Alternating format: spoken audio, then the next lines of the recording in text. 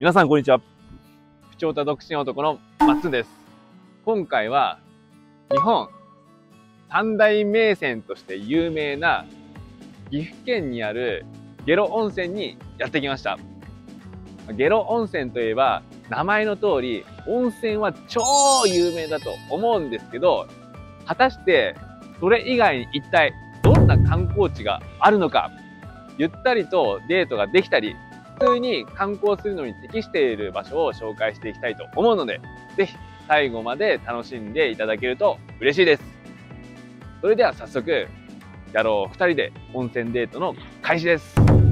この前の草津温泉に続いて今度は下呂温泉っすか。これで日本三名泉の温泉地を制覇しましたね。やっぱり年を重ねると温泉に浸かりたくなるから仕方ない。草津は色々と観光スポットもあって楽しかったけど、下呂はどうなんすかね。わかんない。とりあえずどんな場所があるか色々と散策してみようか。まず最初にやってきた場所は下呂温泉合掌村です。下呂温泉合掌村は白川郷の付近から移築した合掌造りが見ることができる施設です。合掌村の敷地の中には合掌の里と歳時記の森の2つの構成で分かれていて、ホームページによるとだいたい所要時間2時間ぐらい必要らしいですね。なので下呂温泉に来た時はゆったりと観光することができると思うので、早速私たちも中に入っていきたいと思います。チケットを2枚買ってきたので早速中に入っていきましょう。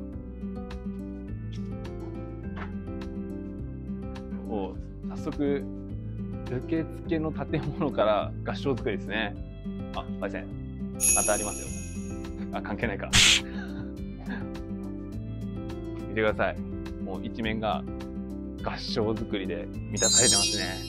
いやー、まあ昨日白川郷に実は行ったんですけど、比べても、見劣りしないぐらい合掌造りが楽しめるのでいいかなって思いますね。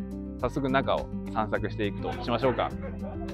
下呂温泉合掌村には中東の合掌造りがあります。観光だけでなく陶芸体験や季節ごとの植物を楽しむことができます。温泉に入る前にゆったりと過ごすのにぴったりな場所っすね。パイセンありましたよ、例のごとく幸せの撫で坊主。どうやらこれも撫でたら幸せが訪れるそうなので、いつものようにはい、これで私にも幸せが訪れるでしょう。こんなにたくさんの土のひな人形とか見たことないっすよ。これは映えスポットじゃないっすか、パイセン。この敷地内でぜんざいとか食事とかもできるっぽいですね。あそこにそばうどんって書いてあるんですけど、多分あそこの茶屋で食べれることができるんでしょうね。いや、いいですね。水車もいいですね。趣があって。今の時期はね、藤の花も綺麗ですよね。鬼滅の刃を思い出しますよね。そして見えてきたのが旧大戸屋住宅です。この旧大戸屋は国に指定されている重要文化財だそうで、下呂合掌村の中では一番大きな合掌造りになるそうですね。なんと見幌から移築された合掌造りらしいです。この合掌村に来たら寄った方がいいかなって思うので、中入ってみましょうか。パイセン、どうやって入るの？今旧大戸屋に向かってるんですけども、こちらは足湯。足湯にもなんと入れるという、さすが下呂温泉って感じですよね。あ、でこれが旧遠山家住宅板倉だそうで、これもね1963年に見幌から移築された合掌造りらしいですね。やっぱり一番有名ということだけあって結構人いますね。入っていきましょう。合掌造りの建物内は広々としてて過ごしやすかったですよね。白川郷と比べると人も少ないし、観光するには良いかもね。でもね、急に現れる人形が怖いんですよ。なんならホラーですよ。確かに人かと思ってびっくりしたわ。なるほど。それで女性に抱きついてもらう作戦ってことですね。いつの時代の漫画だよ。特に真ん中の子供の人形は完全に驚かせに来てますよね。彼女と来たら盛り上がりそうだな。旧大戸屋住宅には縁側があって、こんだけね縁側が広いので、このね中を見終わった後に彼女と一緒にここに座って縁側でゆったりと過ごすのも全然ありですね。本当に気持ちいいんですよ、これが。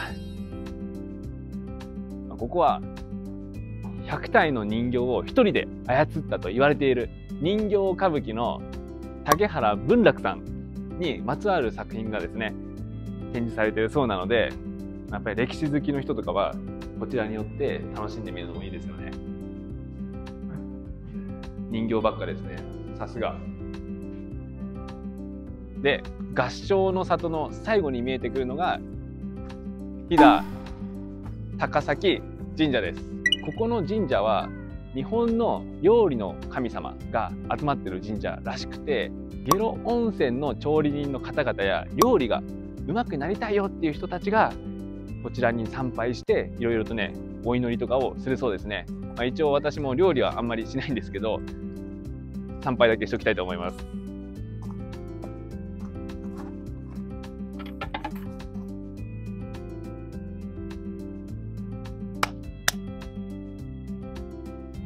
料理を作ってくれる優しい奥様ができますようにってお祈りしておきました。というわけで、じゃあ続いて歳時記の森の方に行きたいと思います。歳時記の森から眺める景色は自然豊かで気持ちよかったですよね。最高。一応豆知識として、歳時記の森に行くためには階段を登る必要があります。エレベーターやエスカレーターはないので気をつけてください。ちなみに歳時記の森には森の滑り台とカエル神社しかありません。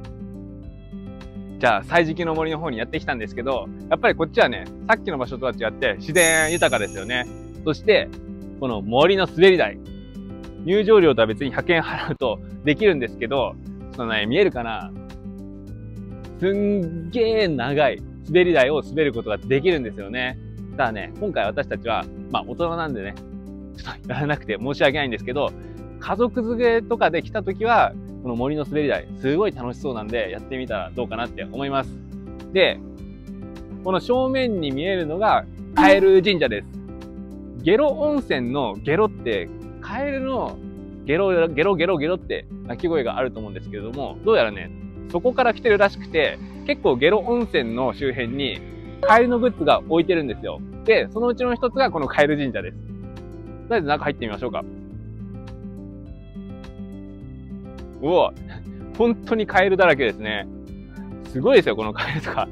どんだけお金加えてるねんっていうぐらい。可愛いけど。ちなみに、ここのカエルは、若カエル、無事カエル、銭カエル、迎える、人を迎える、亡くしたものを迎えるといった縁起のいい神社だそうですね。じゃあ一応全部見終わったんですけど、最後に出る前にお土産屋さんがあるので、こちらのお土産屋さんには、下呂温泉に関するお土産とかカエルグッズがたくさん売っていたので、こちらに寄ったついでにぜひ何かのお土産を買ってみてはいかがでしょうか。私たちは次の場所に行きたいと思います。合掌村のすぐ隣では、いで湯朝市が開催されています。地元で採れた野菜や特産品を買うことができるので、時間のある方は立ち寄ってみてはいかがでしょうか。俺らは時間に間に合わなかったんですよね。わざわざ墓穴掘らなくていいでしょ。というわけで、お昼にしたいと思います。岐阜県といえば飛騨。飛騨といえば飛騨牛でしょう。というわけで、今回は飛騨牛料理が食べれる遠藤さんでご飯を食べたいと思います。俺らは月曜日に下呂温泉に行ったんだけど、ほとんどのお店が閉まってたんですよね。遠藤さんあざっす。遠藤さんでは、飛騨牛料理のほか、ブランド豚の飛騨納得豚の料理、あとは、飛騨の郷土料理でもある、けいちゃんも食べれることができるんですよ。で、今回私たちは、飛騨牛トマト丼と、配線の方が飛騨牛のハンバーグの方を、注文しました。トマト丼は下呂名物らしいですよ。そうだったんだ。でも肉食うならハンバーグ一択でしょ。パイセンは子供だからな。マッツンにだけは言われたくない。ちなみに前日は、飛騨の郷土料理であるけいちゃんを食べたんだけど美味しかったですよね。どれもおすすめだね。というわけで早速食べたいと思います。いや、もうトマトの量がすごいっすよ。お肉の量もすごいんですけど、まずは、かき混ぜてからの、トマトと絡めて食べる感じですかね。じゃあ、いただきます。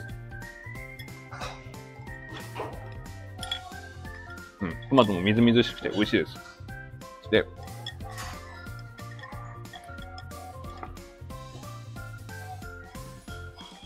まい。やっぱりね、ブランド牛だけあって、味がしっかりしてて美味しいので、下呂温泉に来た時はぜひ飛騨牛とか、あとはケイちゃんとか食べてみていかがでしょうか。次にやってきた場所は、温泉寺です。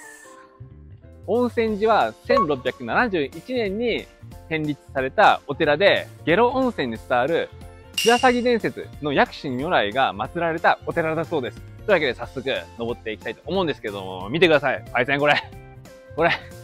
やばくないですか？これなんと石段が173段あるそうなんですけれども、これをね、登り切ると当然境内の中に行くことができますし、下呂温泉の街並みを一望することもできるそうなので、めげずに登っていきたいと思います。じゃあ行きますか。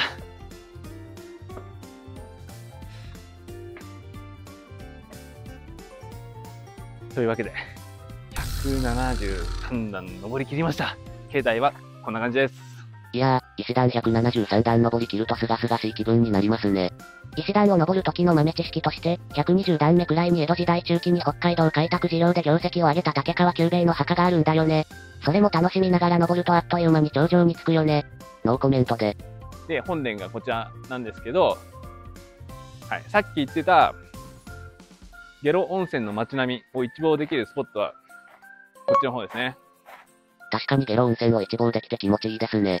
眺めがいいかどうかは置いといて。いかにも温泉街って感じの景色が楽しめるよね。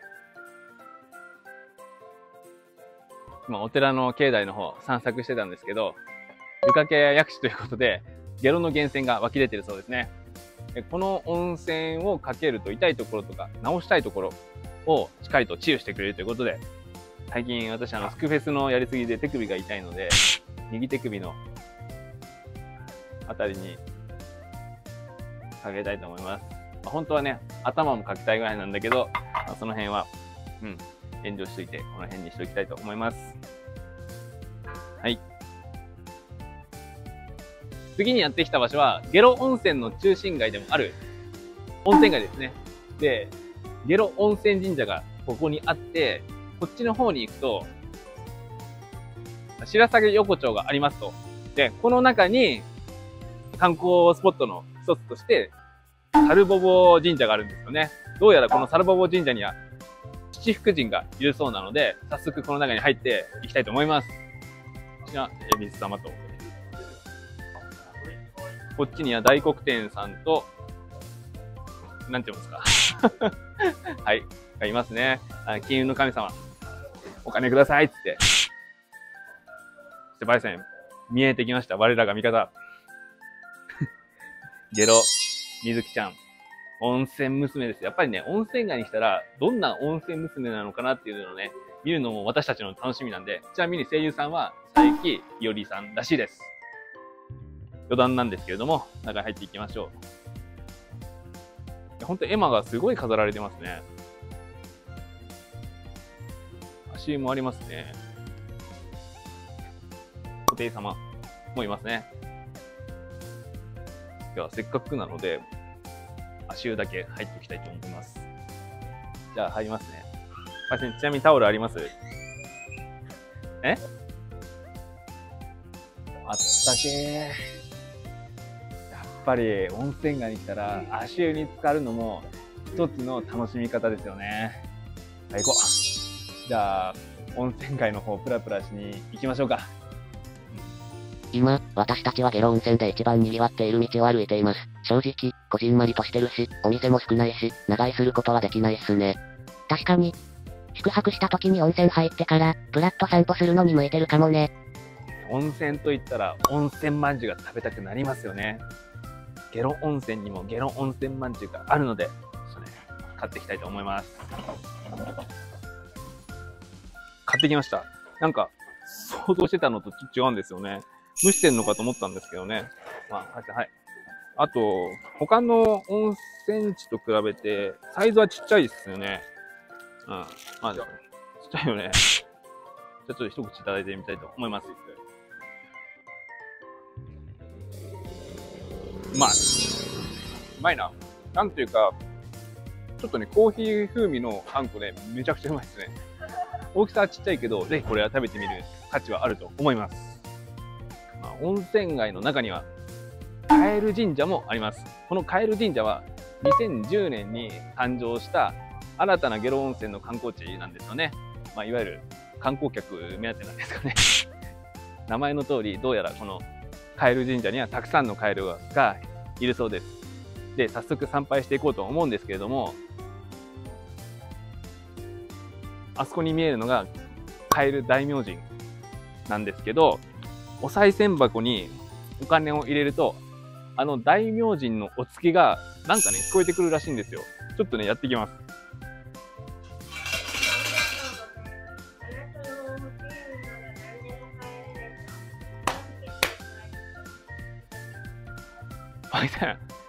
マジで大明神がお告げを言ってくれました。これね、デートで来たらきっと盛り上がると思うのでおすすめです。じゃあ、下呂の温泉街を一通り散策したので、最後に温泉に入りたいと思います。今回入る場所は白鷺の湯です。こちらの温泉は日本三名泉の発祥の地ということで、大正15年から創業している温泉の施設らしいんですよね。下呂温泉の温泉施設の中でも一番有名で人気のある施設なので、どこの温泉にしようかなーって迷った時はこちらの温泉に来てみてはいかがでしょうか。じゃあ私たちも早速温泉に使っていきたいと思います。下呂温泉街の街並みも紹介しておきます。名前の由来の通り、カエルに関するグッズが多かったですね。道にカエルが描かれてたりするから、そういうのを探しながら散歩するといいかもね。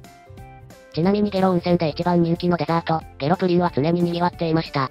プリンはいつ食べても美味しいっすからね。他には下呂温泉で一番最初に作られたという、サギの足湯も下呂プリンのすぐ目の前にあります。足湯は他の場所にもあるから足湯巡りをすると楽しそうっすね。いやー、マジでいい湯でしたね。美人の湯っていうだけあって、もう肌がツルツルですよ。もうね、下呂温泉最高です。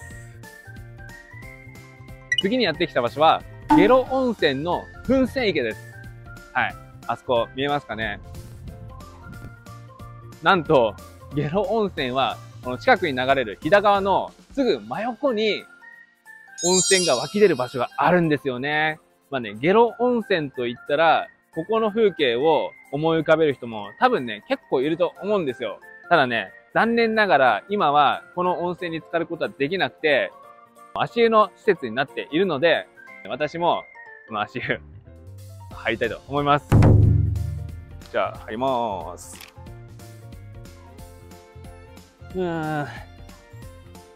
いい湯ですね。